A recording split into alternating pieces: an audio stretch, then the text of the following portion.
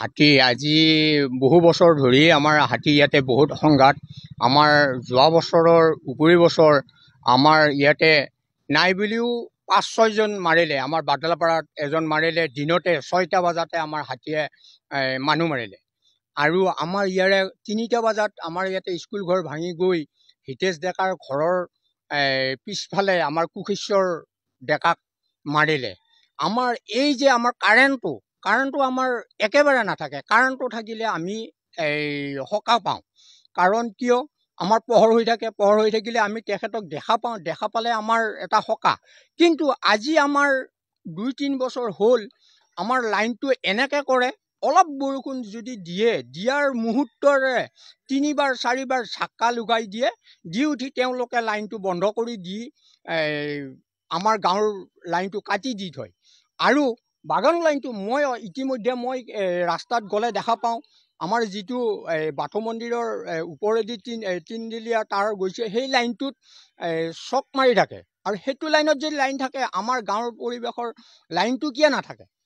এতিয়া যোৱা ৰাতি আমাৰ ইয়াতে হাতী আহি আমাৰ এই স্কুলত ভাঙিছে।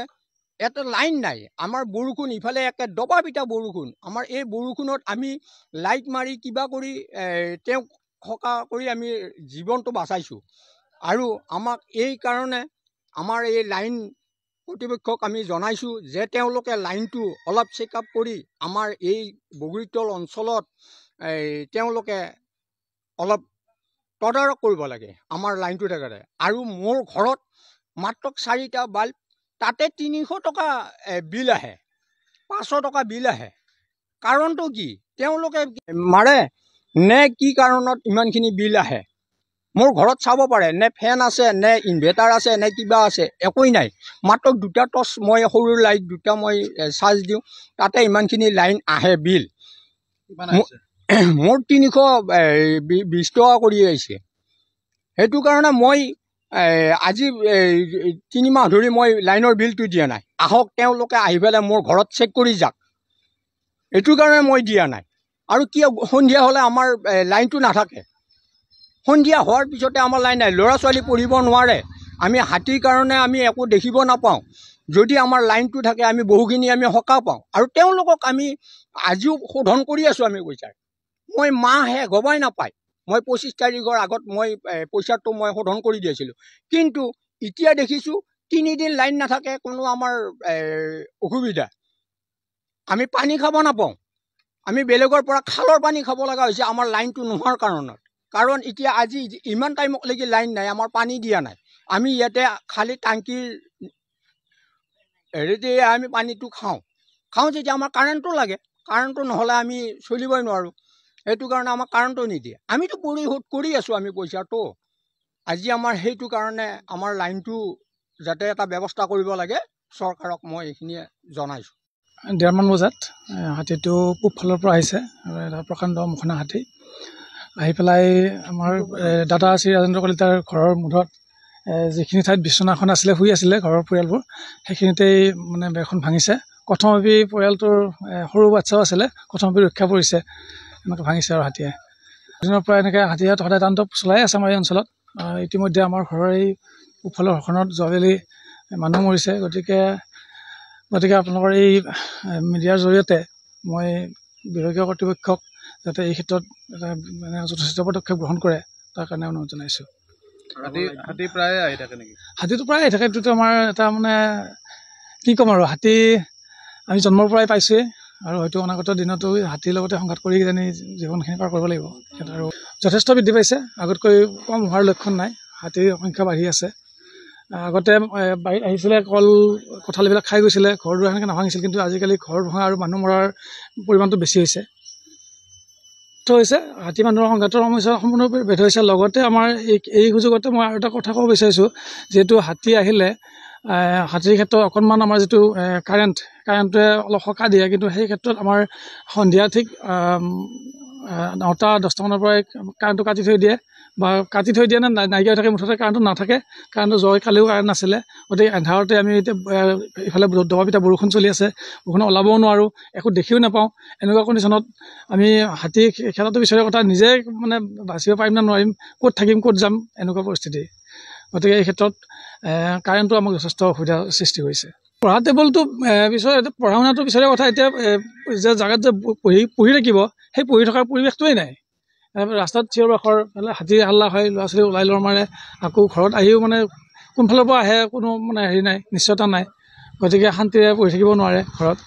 গতিকে কোনো ফালৰ পৰা এটা সুস্থ পৰিৱেশ নাই আৰু আমাৰ এই অঞ্চলত। চৰকাৰক দাবী জনাইতো ইতিমধ্যে বিগত বছৰবোৰত জনে বিভিন্ন ধৰণৰ দাবী মানে কৰি আহিছে। গতিকে দাবী এইটোৱেই, যিমানটো সম্ভৱ যেনেকৈ পাৰে এই হাতীৰ যিটো মানে প্ৰতিৰোধৰ ব্যৱস্থা সেইখিনি অলপ পদক্ষেপ ল'লে ভাল হয়। আৰু এই উপদ্ৰৱত যোৱাৰ নিশা যি হাতী সোমাই আমাৰ আৰ্য বিদ্যা মন্দিৰ স্কুল ঘৰটো ভাঙে, প্লাছ ওচৰৰ 10-12 ঘৰমান ভাঙে। তাৰ উপৰিও ৰাতি বৰষুণৰ কাৰণে সিমান মানে আমি আগবাঢ়ি যাব নোৱাৰিলোঁ। ফৰেষ্টৰ মানুহৰো কোনো মানে নাই, তেওঁলোকক মাতিলেও বহুত দেৰিকৈ আহি পায়। হাতী মানুহৰ সংঘাত হৈ উঠাৰ পিছতহে তেওঁলোক আহি পায়। তাৰ উপৰিও আমাৰ যি নেকি MCLA MLA তেওঁলোকেও কোনো আমাক সহায় নকৰে একো। সেয়ে কাৰেণ্টৰ আমাৰ নাথাকে, ৰাতি অন্ধকাৰত আমি থাকিব লগা হয়।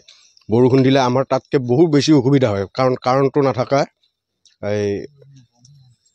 তাৰ উপৰিও এই যিটো এতিয়া আমাৰ মানে ফৰেষ্ট ডিপাৰ্টমেণ্টৰ গাফিলতিত বহুত মানুহে আমাৰ প্ৰাণো হেৰুৱাইছে। সেই গতিকে আমাক মানে যিখিনি প্ৰয়োজন সেই প্ৰয়োজনৰ মানে আমাক সময়ে সময়ে যোগান ধৰিব লাগে, বা হাতীৰ খেদি পঠিওৱাত মানে সহায় কৰিব লাগে আমাক। আৰু যোৱা ৰাতি যিটো মানে আৰ্য বিদ্যা মন্দিৰ আমাৰ যিটো ৰান্ধনি ঘৰৰ ভিতৰত চাউল বা কিবা যিমানবিলাক খোৱা বস্তু আছিল সেইবিলাক খাইছে, অনিষ্ট কৰিছে, সেইবিলাক বহু ক্ষতি কৰিছে। আৰু স্কুল ঘৰটো মানে বহু ক্ষতি কৰিছে। হাতী সদায় বুলিও ক'ব পাৰি, 2 এদিন হয়তো মাজত নাথাকে, কিন্তু সদায়ে থাকে বুলিও ক'ব পাৰি। নাই, তেওঁলোক ব্যৰ্থ হৈছে, আমাৰ ফৰেষ্ট ডিপাৰ্টমেণ্ট ব্যৰ্থ হৈছে, প্লাছ আমাৰ এইটো কি কয় MCLA MLA তেওঁলোকক সম্পূৰ্ণ ব্যৰ্থ, মানে ক'ব গ'লে চৰকাৰ ব্যৰ্থ সংঘাতৰ ক্ষেত্ৰত। হয়। ভাৰত ভূটান সীমান্তত একে নিশাই বিদ্যালয়কে ধৰি কেইবাটাও পৰিয়ালৰ বাসগৃহ ভাঙি লণ্ডভণ্ড কৰিলে বন্য হস্তীয়ে। স্থানীয় লোকে শনিবাৰে দিনৰ 1 বজাত প্ৰতিক্ৰিয়া প্ৰকাশ কৰে। ডিমাকুছিত শিশুসহ কথম্পি প্ৰাণ ৰক্ষা এটি পৰিয়ালৰ। ৰাজ্যত বানপানীৰ বিভীষিকা চলি থকাৰ সময়তে সমান্তৰালভাৱে এতিয়া বিভিন্ন প্ৰান্তত অব্যাহত আছে হাতী মানুহৰ সংঘাত। ৰাজ্যৰ বিভিন্ন স্থানৰ লগতে ভাৰত ভূটান সীমান্তৱৰ্তী অঞ্চলসমূহত তীব্ৰ ৰূপ ধাৰণ কৰি আহিছে বন্য হস্তীয়ে। ভয়ানক পৰিস্থিতিৰ সন্মুখীন হৈ পৰিছে ওদালগুৰি জিলাৰ ভাৰত ভূটান সীমান্তৱৰ্তী অঞ্চলসমূহ। প্ৰতিদিনে দিনে নিশাই মোকাবিলা কৰিব লগা হৈছে বন্যপ্ৰাণী আৰু জনসাধাৰণে। হাতী মানুহৰ সংঘাতক লৈ চিন্তিত বিষয় হৈ পৰিছে। ভূটান সীমান্তত কেতিয়াও যেন অন্ত নপৰিব হাতী মানুহৰ সংঘাতৰ এই জিয়া ছবি। ক্ৰমান্বয়ে পূৰ্বৰ তুলনাত এই বৰ্ষত ভয়ানকভাৱে বৃদ্ধি পাইছে হাতী মানুহৰ সংঘাত। তথাপিও কিন্তু অসম চৰকাৰৰ বিয়াগম বন বিভাগ কুম্ভকৰ্ণ নিদ্ৰাত। স্থানীয় বৰ্ণদী অভয়াৰণ্যত হাতী মানুহৰ সংঘাত ৰোধ কৰিবলৈ অথবা সহযোগিতা আগবঢ়াবলৈ পৰ্যাপ্ত পৰিমাণৰ নাই সা সুবিধা। ওদালগুৰি জিলাৰ বৃহত্তৰ ডিমাকুছি অঞ্চলৰ ভাৰত ভূটান সীমান্তৱৰ্তী এলেকাত এতিয়া অহৰ্নিশে হাতী মানুহৰ সংঘাত বৃদ্ধি পাই আহিছে যদিও সমস্যা সমাধান ব্যৰ্থ হৈ পৰিছে চৰকাৰ তথা বন বিভাগ। ওদালগুৰিৰ ভাৰত ভূটান সীমান্তৰ ডিমাকুছি বৰংগাজুলি, সোণাজুলি, বগৰীতল, ৰজাগড়, নালাপাৰা, টেংকি বস্তিকে ধৰি বিভিন্ন প্ৰান্তত প্ৰতিদিনে উজাগৰে কটাবলগীয়া হৈছে অঞ্চলবাসীয়ে। খাদ্যৰ সন্ধানত বনাঞ্চলৰ পৰা জনাঞ্চললৈ বনৰীয়া হাতীৰ জাক নামি অহাত উপায়হীন হৈ পৰিছে স্থানীয় বাসিন্দা। দিনৰ ভাগত চাহ বাগিচাত আশ্ৰয় লৈ থকা বন্য হস্তীয়ে কেইবামাহো ধৰি প্ৰতি নিশাই বৃহত্তৰ অঞ্চলসমূহত এফালৰ পৰা ভাঙি চুৰমাৰ কৰি আহিছে ঘৰ দুৱাৰ, ধ্বংস কৰি আহিছে খেতি বাতি। বহুদিন ধৰি বাটলাপাৰা আৰু বৰংগাজুলি চাহ বাগিচাত বাহৰ পাতি থকা বন্য হস্তীৰ বৃহৎ জাকে নিশা হলেই গ্ৰামাঞ্চলত প্ৰৱেশ কৰে আৰু ধ্বংস কৰি পেলাই ঘৰ দুৱাৰ, খেতি বাতি, বিদ্যালয় গৃহ। নিশা 1:30 বজাত 2 নং উত্তৰ ডিমাকুছিৰ হিতেশ কলিতাৰ বাসগৃহ ভাঙি চুৰমাৰ কৰাৰ এসপ্তাহৰ পিছতে পুনৰ বন্যহস্তীয়ে বগৰীতলৰ ৰাজেন কলিতাৰ বাসগৃহ আৰু 2 নং নাজলী লন তিৰ্কে নামৰ ব্যক্তিজনৰ ঘৰ ভঙাৰ উপৰিও আৰ্য বিদ্যা মন্দিৰ প্ৰাথমিক বিদ্যালয়ৰ গৃহ আৰু ৰান্ধনী ঘৰটো ভাঙি সা সম্পত্তি নষ্ট কৰি পেলাই নিশা হাতী জাকৰ পৰা এটি প্ৰকাণ্ড হাতীয়ে ফালৰি কাটি আহি 2 নং উত্তৰ ডিমাকুছিৰ বগৰীতল গাঁৱত প্ৰৱেশ কৰি শুই থকা অৱস্থাতে ঘৰ ভাঙি চুৰমাৰ কৰাৰ লগতে কথম্পে প্ৰাণ ৰক্ষা পৰে ৰাজেন কলিতাৰ পৰিয়ালটো বিদ্যালয় গৃহ ভাঙি থকা অৱস্থাত হাতী খেদিবলৈ গৈ কথম্পে প্ৰাণ ৰক্ষা পৰে স্থানীয় যুৱক জীৱন কলিতাৰ পিছে বৃহৎ হাতীৰ জাকসমূহ খেদি পঠিয়াবলৈ ব্যৰ্থ হৈ পৰিছে যদিও কিন্তু স্থানীয় বৰ্ণদী অভয়াৰণ্যত মাত্ৰ 5-6 গৰাকী বনকৰ্মীহে আছে বৃহত্তৰ এলেকাত এফালে গলে আনফালে যাবলৈ নাথাকে বনকৰ্মী হাতী খেদিব যাবলৈ নাই ভালকাৰী তাহানিৰ দিনৰ যি এখন বাহন আছে গৈ থাকোতে পথৰ মাজত বেয়া হৈ পৰি থাকে মুঠতে এশয়পুৰী সমস্যাৰে জৰ্জৰিত হৈ থকা বৰ্ণদী অভয়াৰণ্যত